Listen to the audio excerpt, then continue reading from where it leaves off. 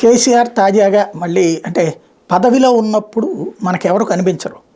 మనం ఒక రాజరికం అనుభవిస్తాం, అందరినీ దూరం పెడతాం, అధికారులు మాత్రమే దగ్గర ఉంటారు. అది కూడా వీర విధేయ అధికారులు మాత్రమే ఉంటారు, మిగతా వాళ్ళందరూ పక్కకు పెట్టేస్తాం.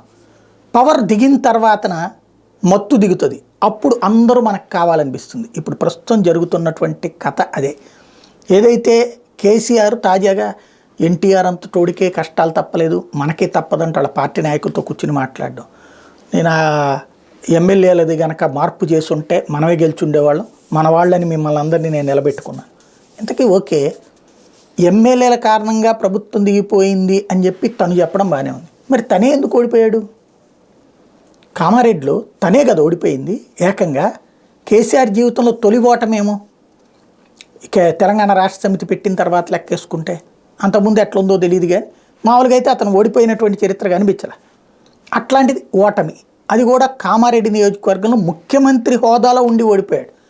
కాబోయే ముఖ్యమంత్రి హోదాలో ఉన్నటువంటి రేవంత్ రెడ్డి ఓడిపోయాడు, ముఖ్యమంత్రి హోదాలో ఉన్నటువంటి కేసీఆర్ ఓడిపోవడం అసలు సీన్. మరి అప్పుడు ఆయన పెర్ఫార్మెన్స్ కూడా బాగానొట్టేనా? ఇలా ఇక్కడే మిస్ అవుతున్నది లాజిక్.